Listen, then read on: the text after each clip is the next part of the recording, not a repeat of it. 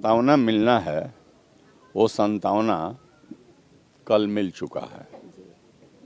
इन्हें जानकारी हो गई है, इन्हीं नहीं इनके परिवार लोगों को, चाहे और जो हमारे सामाजिक लीडर लोग हैं, इन लोगों को स्थानीय इन लोगों की जानकारी मिली है।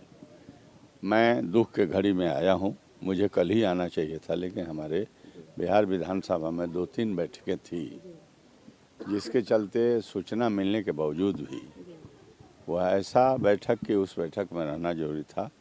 बहुत सारी चीज़ थे जिसको हमको अप्रूव्ड करना था, अनुमोदन करना था, तब आदेश निकलता।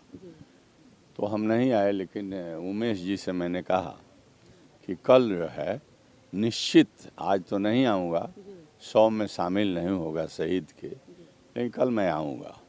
और आज मैं मॉर्निंग में वहाँ से चल दिया और चल करके इस दुख के घड़ी में हम इस परिवार के दुख को बांटने के लिए आया हूँ। और हम काफ़ी दुखी हैं। और एक होनहार नौजवान जो है, जो बहुत कम उम्र में था, और वो कश्मीर के जो जगह है लेह में, वहाँ गोली लगने से शहीद हो गया।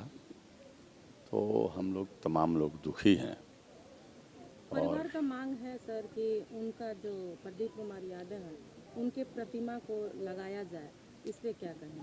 मैंने कह दिया, मैं बिहार विधानसभा का स्पीकर हूँ और नियम और प्रक्रिया हर चीज़ की बनी हुई है। और चूँकि ये शहीद हो गए हैं, इसलिए मैंने कहा कि आप लोग एक हस्ताक्षर करा करके एक आवेदन मुख्यमंत्री और उप मुख्यमंत्री के नाम से आप लोग एक आवेदन बनाएंगे, जिसमें परिवार के लोगों का नाम ऊपर रहेगा, और सब बना करके सब लोग दस्तखत कर देंगे इस मोहल्ले गांव के, और वो हमें प्राप्त हो जाना चाहिए। मैं मुख्यमंत्री उप मुख्यमंत्री से जो इनके सेंटिमेंट, जो इनकी भावना है, जो इनके द्वारा जो मांग की जा रही है, उस चीज़ को बताऊंगा और मैं दूंगा।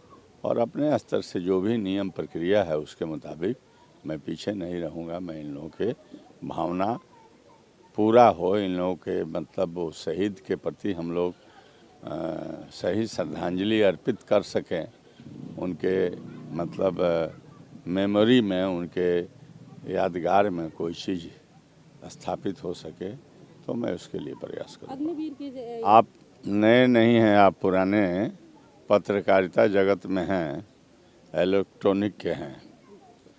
मैं कहना चाहता हूँ कि अग्निवीर के बारे में जब ये योजना लागू किया गया था, तो स्पष्ट कहना चाहिए, उस समय मैं स्पीकर नहीं था, लेकिन एज ए MLA और हमारे जिस दल से हम बिलोंग करते हैं और जो हम लोगों का फ्रंट है, हम लोगों ने कहा था कि ये 4 बरस क्या, जब आवश्यकता सेना में भर्ती की है तो अस्थायी रूप से बहुत सारे कतार में लोग देश में खड़े हैं, अस्थायी सेना में नियुक्ति की जाए सैनिकों के।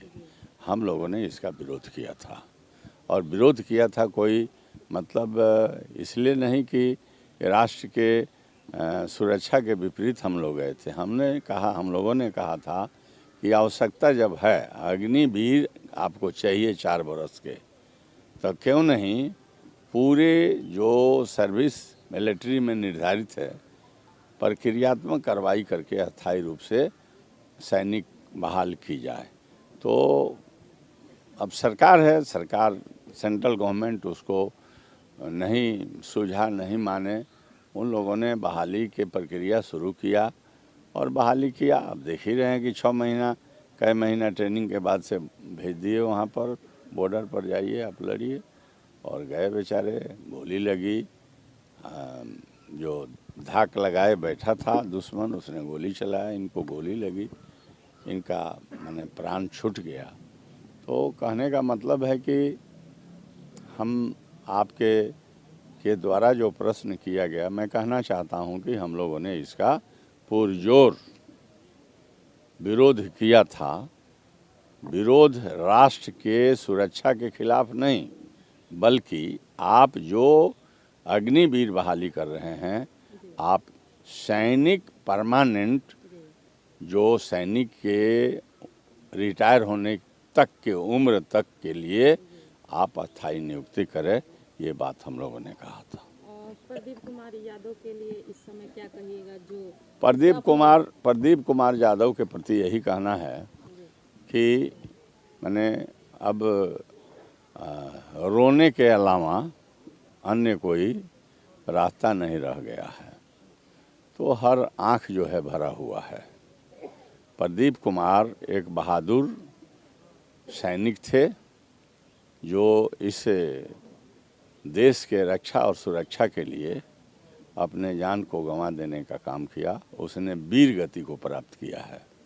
इसलिए उनके आत्मा के शांति के लिए मैं भगवान से प्रार्थना करता हूँ, और जो ज़बरदस्त दुख पहुँचा हुआ है परिवार को, तो परिवार को भी भगवान ताकत दें कि इस तरह के मतलब दर्द और दुख को, इस तरह के घटना को जो दर्दनाक है, ये परिवार बर्दाश्त कर सके। और उस शहीद को पुनः मैं नमन करता हूँ और उनके प्रति मैं श्रद्धा व्यक्त करता हूँ।